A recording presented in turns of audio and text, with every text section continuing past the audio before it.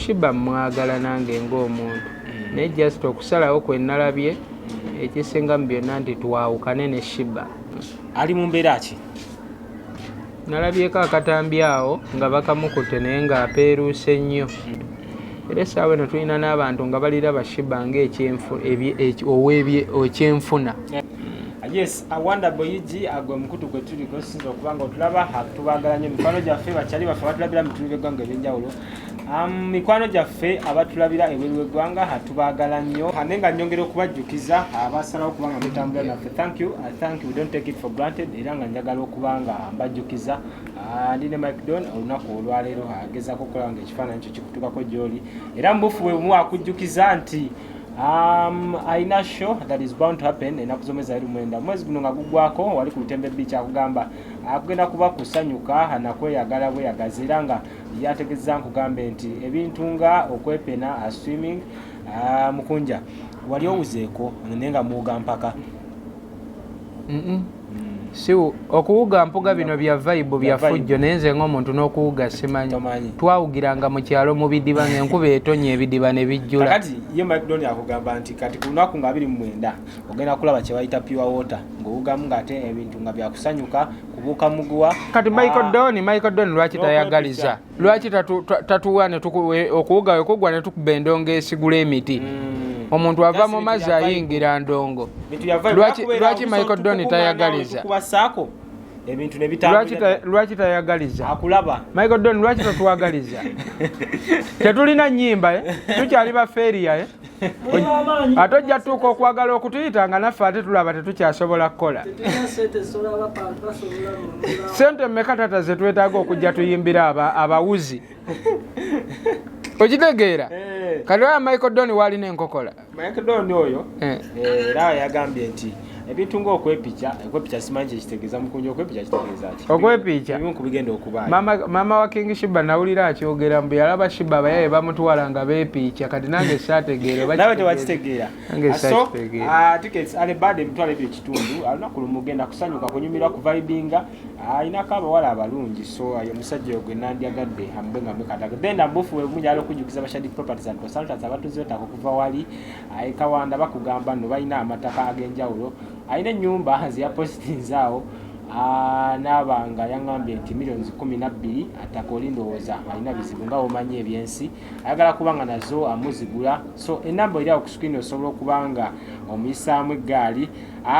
Then waliwo Dash Farms bano nno balunda nkoko balunda n'ensolo so nabo baŋŋambye nkutegeeze nti for farm planning farmlands management n'ebintu ebigwa mu kowere ebintu byonna animal feeds farming guidebooks ebintu ebyo babiina so nabo tutambula nabo scroll weri awo wansi osobola okugamba obutambula nabo osobola okubanga obayisaamu eggaali ate obulamu ne bubanga butambulira ddala bulungi nnyo then nja kusembyayo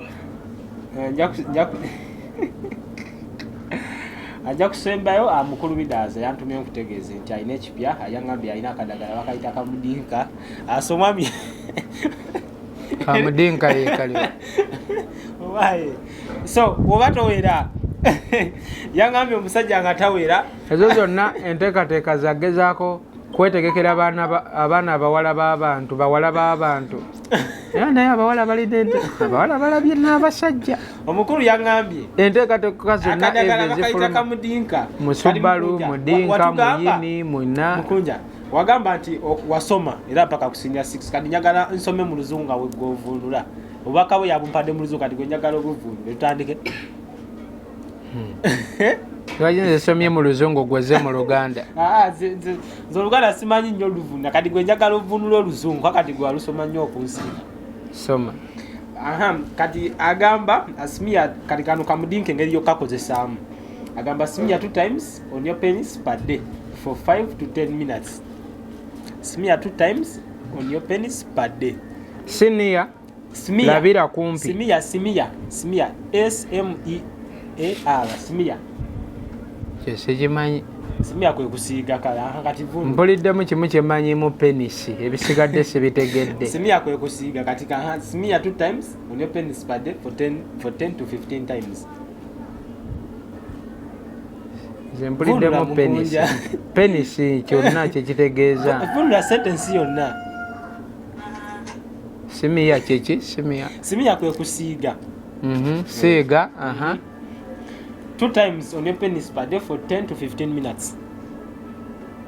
Emirundi 2 ku Ssekabuzooba. Kumacha, okay, in the morning and in the evening. Olweggulo ne kumakya. Simiya eat regularly for better results. Ko sekategedde. Wa senior 6. Ate enjaga yanyonona nali manyi nnyo nze nali kafulu n'ebisinga kati mwana enjaga mbiera temukkiriza abaana jjinyo. Nze nali manyi n'oluzungu. Tugenda kujjawo ku njaga nno. So bw'atyo mwami Leaders wa Habo Group bw'atyo byantumye okubanga mbategeeza olunaku lwali naye tutambulira ddala wamu naye. Anyway, bwe biryawo wansi ku screen osobola okubanga nabyo obiraba. Ku simu yange eyo omukulu naye yangambye nti tutegeezeko okubanga guno mwezi gwa July amaka gaterera. Amaka gaterera miyini. Andi kasa obulamu bubanga butambula. Obulamu butambulira. Ekisenge kibanga kitambula. Amaka gaterera emiyini yegitereza amaka. Owaye kasita eyo side ze ekisenge kibanga kiryoke byonna biba biteredde. Oyogedde ku njaga nabadde olunaku olwokuna nalabye minisita Kayindo Tafire ng'agamba nti enjaga ayagala ebenge ebeera legal n'amayirungi mu ggwanga Uganda era n'asaba parliament etteekera ebenge liteekerawo. Kayindo Tafire minisita mulinda kyoyo tumutwalira ebirabo eyo story singa oyo tumuwe ebirabo. Enjaga lwaki yandibadde ng'ekkirizibwa ate because wadde wabadde bagiganira nga lirwanyisibwa. Kayindo Tafire yagambye mbwe ekkirizibwe. Yagambye ekkirizibwe. Nkole ngende ku parliament mutwalire ebirabo oyo. Enjaga lwaki yandikirizibwa Mukunja? Enjaga erina ebirungi bingi nnyo. Kyolaba abeeyita ab'obuvunaanyizibwa bagitugaana oginywa kubanga bo bamanyi bwe tuginywa tuyinza okufuuka nabo kye baafuuka. Enjaga erina ebirungi tetusobola bimenya obudde tulina butono yeetaaga tulina olunaku lulamba n'enkubuulira ebirungi ebiri mu njaga naye si nnungi eri abaana abasoma si nnungi eri abaana abato naye obanga okuze nga weetongodde enjaga terina ttabbu. Minisita yasazeewo n'amayirungi gabe nga gakkirizibwa mu ggwanga. Kyokka teweewunye nze sirya mayirungi. Nze sigaya mayirungi era siwaana kulimba nti ekirungi ekigalimu yeekino. Ebibuzo bingi naye nga answers zo ndowooza in position to answer olunaku olwaleero. Ezimu ku nsonga abantu beebuuza Sheebah yamala okubanga alabika. Tujja kukkiriza nti kati essaawa eno omanyi waali. Baatugambye ali Kasenyi. Mbeera erabika emunyizeemuuko. Alina ejjajja. Naye kasita ye yabyereetera teri yabimutuma. Abantu beebuuza lwaki oteekinze time okubanga tonnamusonyiwa.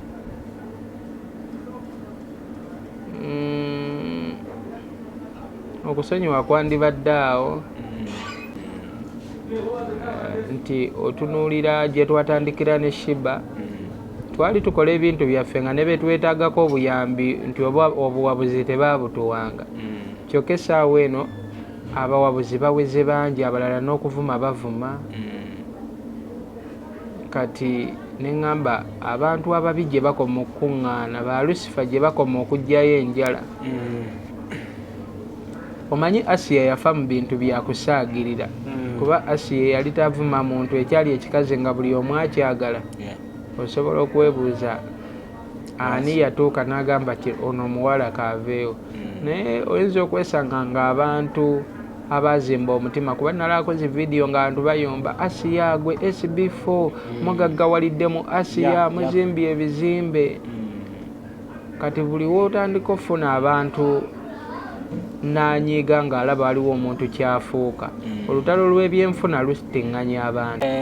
Mukunja comments mbeera awo n'enziraba.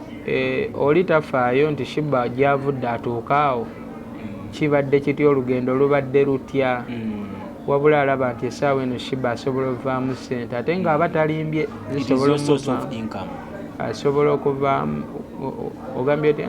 It is a source of income. Sheebah kangambe kyamaguzi ekyo nti it is something kyokwatako oba woba omuyina anti ekisooka amaze kati almost wiiki taliiwo oyagala kuŋŋamba wano tusula njala oyagala kuŋŋamba nti landiroodi yatugobye kati omusirusiru aba n'eddembe okulowooza nga waayagala ekyokubiri nakyo tusobola okikkiriza era nagwe nabadde nkigamba aliwo ekisi wange yabadde ng'obulumi bumutuuse wala nnyo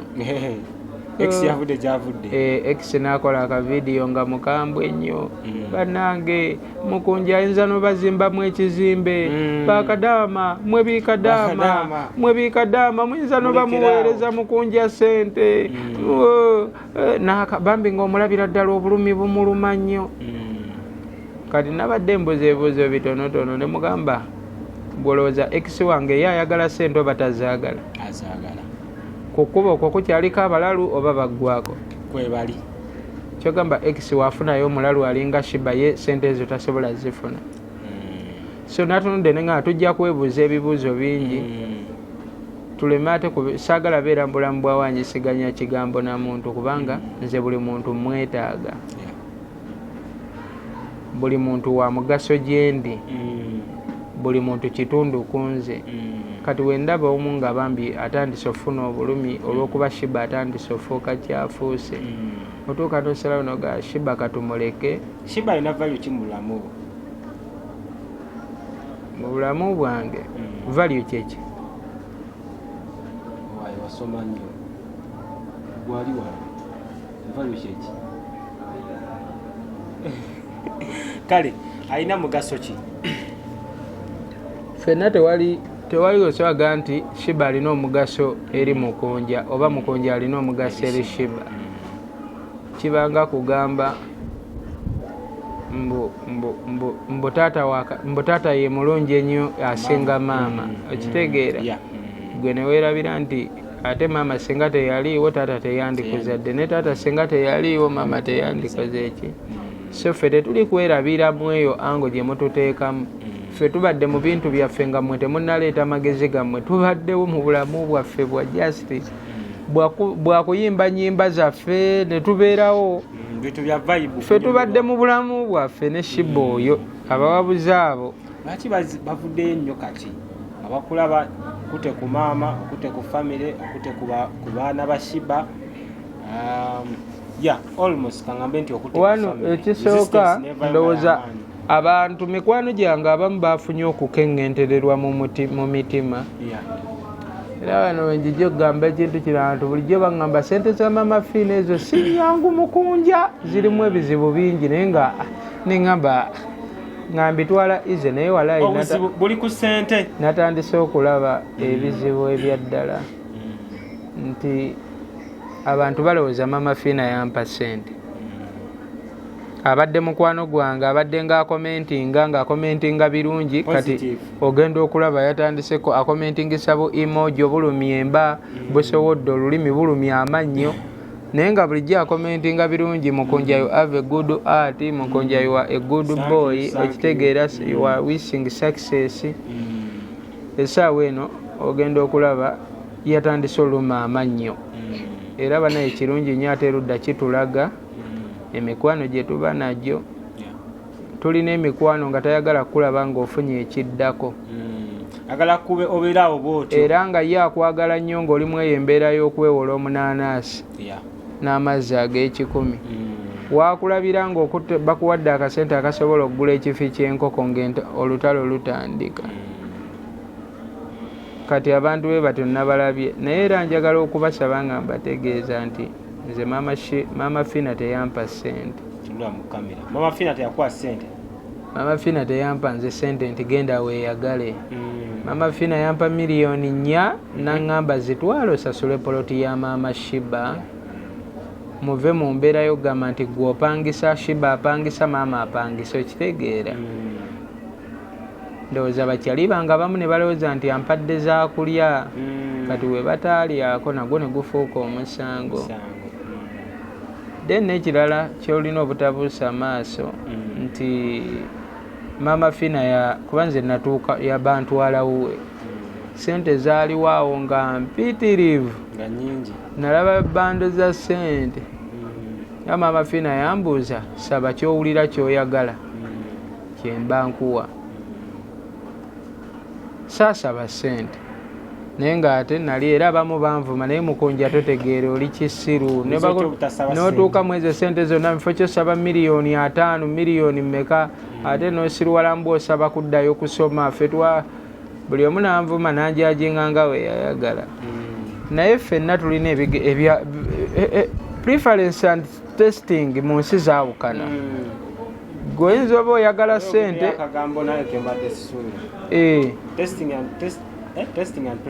gweoyagala ssente nze ate nalaba ng'okusoma kusinga ssente kubanga nze ssente nali nzirabyeko n'abazirina ne ziggwawo ng'omutuuka nako n'omugamba mpayo n'omutwalira emmotoka nga n'omutwalira emmotoka ng'egula miliyoni emu n'omugamba asasule miliyoni otwale emmotoka eyo ebyaddala ng'emulemerawo kitegeera kati so zo ssente twagale tugaane ziggwawo naye ate woofuna amagezi g'omu mutwe muno obaako kyogasseeko kiba kya bugagga ky'oba osigaza ensonga lwaki nze saasaba ssente nasaba kusoma. Otuuseewa? Mbadde nnyo mbadde Sheebah jjukira engeri kabadde yabula mbadde bwenti omutwe nga guzunga tetuteredde naye kati twalabye akatambi nti yatuuse wajjajjaawe Kasenyi kati ngenda njagala funa budde genda nze ku university nkole applying. Kosi wagisalawe?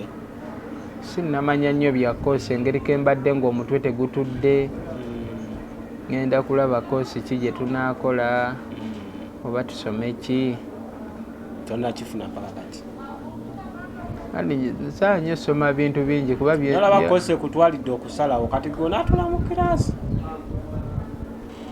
onasoma gwe yatuulayo nga ndaba naawe obonaabona Hands Pro Live agemanya gange wana bwenjuge tuli olunaku olwaleero ati n'Omukunja Atassera atugezaako kubanga tuwayamu Mukunja. Lwaki kikutwalidde ebbanga okusonyiwa Sheebah? Ekibuuzo ekyo obadde ogezaako kiddamu naye yanyiiza nnyo. Busungu ki oba otasobola kukakkanya? Sheebah ebintu byabadde atuuseeko binene. Sheebah abadde avudde mu Sheebah oli gwe tumanyi ng'afuuse bulandi. Omuntu buli watandika okukola zi kolabo kuba Sheebah alina kolabo ne Khalifa Aganaga. Wabbye miliyoni 10. Tugendayo ddi ewaganaga? Ani yabbye miliyoni 10? Aganaga namulayo kuma oli agamba bamubba miliyoni 10 bamufera miliyoni 10. Ate sinabimanyaako. Tugendayo ddi? Bakoze kolabo naye. Sabadde afuuse w'amaanyi. Sheebah pasipoti ye byaggwa bikyakadde konaalo bye tubadde tugobako ennyonyi naye tubadde tutandise ojjinga buli gye tulaba eyita mu bbanga awo ng'essuubi litandise okujja kati omuntu atuuse ku ebyo ebirooto watandika ate okwekola ebyo naye woba gwe tosobola butanyiiga nanyiiga olw'okuba nti mwagala kibanga muwala gw'oyagala omuwala gw'oyagala olina omunyiigira gw'otayagala tebikulya ne waasula ebweru ogamba amenke essimu eyo eri kwekulubula iPhone eyo gikulubula wansi mwana ye kava yayo eriwa bannani tufune kava ya iPhone eyo kuba kati iPhone eyo olaba buli bw'ogikalabula oba onkalabula mutima omutima guli awo oba ontadde empiya ekiso ku mutima ng'onjuza obwasigalawo obulero oba oyongera obbukutulakutulamu. So disappointed. Obuso ennaku yannuma nnyo Sheebah yannumya nnyo ennaku neŋŋamba obadde otuuse ku kino kati ate otandise kola otunyonyere n'otulaga nti tali fine gomuli teweekubamu mutima n'ogamba ebintu bye nazimba bye natoba nga mu luyimba lutwatoba nnyo n'obiraba nga biri mu kuyika ate mu bbanga lya wiiki emu tekikosa mulitowuliramu nti wandyetaaze okuddamu nga weekuba mu mutima anti kaakati Yesu obulumi mba mbuwulira ebyammenya okulaba nga byonooneka naye ate olina okijjukira nti Sheebah emikono gy'alimu gya muntu jjajjaawe gye yakulira adde nkulaga nti abantu nga obala oli wakanudde amaaso asobola n'okukola Sheebah ekikyamu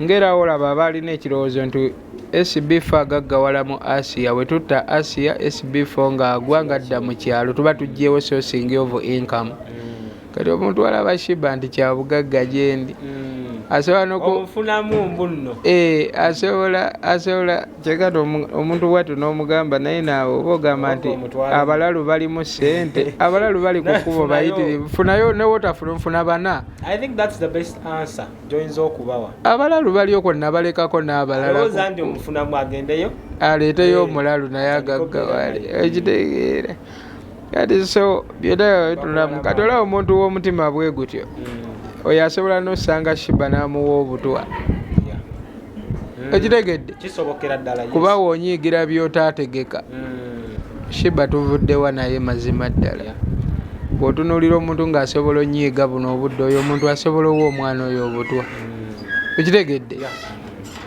kubanga gwe ne woba ogamba nti olina ekintu kyewawa Sheebah let me for the telling you the truth tolinaawo sente ze wali owadde Sheebah zisobola okukwasaganya byonna obulamu bwe bubadde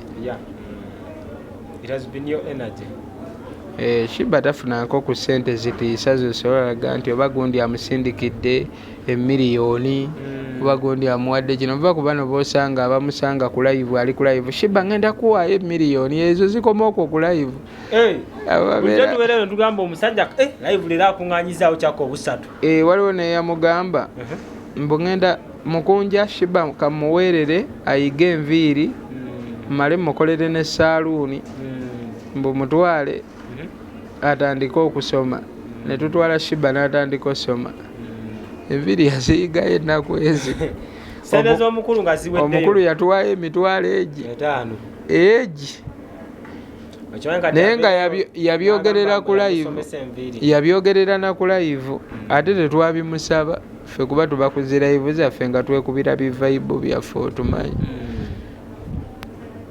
ye najja n'abyetema nga teri abimusabye n'aleeta awo nekyaliiwaawo kyokka no kyali ali okomba omugaggawo okwo ku TikTok okitegeera mugagga wa ku TikTok kati abo bennyini abo mwana be baleetera n'abantu obeereeyo ne bazimba emitima abantu ne banyiiga olinalowooza munnange naye era nga n'ebyo tubitadde ebbali kati buzibu kinze wengaggawala kale gwe obulwadde obujjawa nga nze ngaggawadde gwe era kyolina omumanya nze nina okugaggawala kati ki ekiyinza okuŋŋaana okugaggawala gwe ensonga gyoyinza okumpa nti sisobola gaggawala tewali Bobi Wine wakwatira entebe nakugamba kalina yange eri awo nga wakava ku Freedom City waliwo omugagga alina ebizimbe bingi alina amamotoka kati nze mu byonna byalina ennyumba yange nagibuukinga dda najasi ono Bobi yakyannemesezza nti ali awo tajjaako musajja ntebe Bobi akolera Museveni kuba kati Bobi wajjako akasajja entebe yaffe ate nga kakolera tojjukira mwana oyo Fabi bwe yayimba nyumba z'abayaaye zibangayo so kati nze obugagga era omuntu agenda onyiiga mbu ngaggawadde akedde towulira nti wandirekeddaawo kubanga oyamba Queen Sheebah akudisappointinze yensonga lwaki nkugambye tumuleke abeereyo wajjajjaawe ekiri wano ekyamaanyi ngoye ze Landlord agenda kubanja omwezi nga guweddeko okubanja ki okubanja ennyumba ye eriwa ennyumba ye mwasula ani Sheebah eri eyo wali ku Nsambya Road era Sheebah abadde takyasulayo naye tugisasula oli omuwala yali amukuuma yabeerayo bamuyita Aliet yagisulamu Sheebah abadde ensula naye wano Sheebah mbadde ensula naye wano adda tuteka akabanga nga tusula eno weeri era tugisasula weeri ennyumba tugisasula kati oyo omuwala yali amulabirira tunakitunulamu neŋŋamba ate kati tumugobe olwokuba owaayo oluyimba lukutabuseeko oluyimba lwagala kuntabukako lwakoze challenge tutuuse mumeka munaku 5 mutwalo gumu mu 4,000 mu nnaku 5 manyi nga tetunashutinga na main video abayimbi bazishutinga olumunga kati kinaba yadde kubanga kituuka amaanyi bwe gatyo. Era mu nnyimba zonna sina luyimba lwe nali nkozeeko kuba oluyimba lwali lusinga amaanyi baluyita bampalanira hipusi zange. Tubeesibeko lwe nakola ne King Sheebah. Naye bampalanira hipusi zange ye yasinga kubanga twashutinga vidiyo nga lulina challenge zaali 7K olwa swimming pool ye luliwa. Twatoba nnyo katwepankeko tupambana nnyo kuvaayo mu nsi teryayagala tannavaayo bangi bekyaye ne bafuluma eggwanga bemuyita bankuba kyeyo zeye yankubidde akasimu mu bukambwe nambuuza ssebo mukulu mbukati wefudde liripaze mu kifo ky'oggula ettako gula nziga ne muddamu neterekera ssente zange bwe ziwera ndigiddamu n'emikwano gyange bwe buziba tuzinamu ne Sheebah wange tereka zizo ndeka ndya ku ntuuyo zange ebyaddala muzeeyi yatabuse twatoba nnyo katwepankeko mutuleke tuzinemu nko katono. Olwo twalukola mu lockdown. Bampalanira hipusi zange ye lwasinga amaanyi awo nekuddako kiri ekiyimba kye nakola n'oligaali olesooka okukyaza wali olese biyimba ki nkyabijjukira. Awo nalina kali akayimba singa wali mazina my baby one ekireero ku TV nalina hipusi zange still bampalanira hipusi zange kuba bwe twamala bampalanira hipusi zange ne tukola nga buli omu azina gwayagala nga nange nzina genjagala bintu nga byakuzina singa wali mazina my baby nandizinye gwe buli kadde mba nzina gwe buli kadde nezinira gwe nga gwe mazina genzina eyo. wali oyimba ebiseera ebyo wazirondanga otya? Yali luyimba kyali yalukola ne lugaana otambula ne bampita ne baŋŋamba lutuuzeemu terwali lwange lwali lwakyali bamuyita hotiki lwakuba nze we nalutuuzaamu ne lutambula abantu ne balowooza lwali lwange. Naye kati ennyimba ng'ezo sikyayagala ziyimba ezo ennyimba z'otuuka nga awantu awamu tezisobola kuyita obikubakuba wano baba banda balwagala era wotuuka ku zisho z'eyo mu nsasagge zaffe ayayaya gwe tomanyi kibeera luvuga. Naye kati waliwo wootuuka ng'oli agenda kuwa sho tugeze mukolo kati ng'oluyimba ng'olwo bwetu lusobola okummisa omulimu. Era Fifi da Queen lumu yampitako yansanga wambazeera tone nanga Mukunja nali nkwagala nnyo ate nkulabamu ekyenjawulo naye ze nnyimba ze mutandise oyimba ezo ogenda fuuka ekitalina mugaso mu nsi.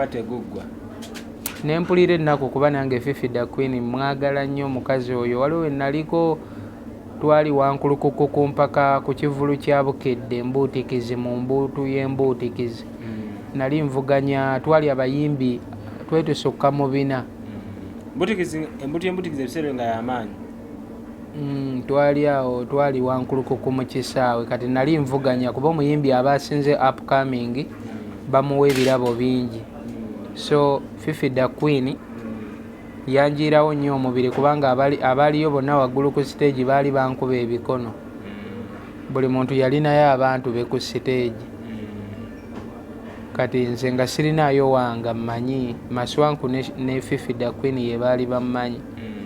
Fifi da Queen yalaba bansaliriza n'abagamba ono omwana yadde talina amumanyi naye amanyi okuyimba mumulekere omukisa gwe.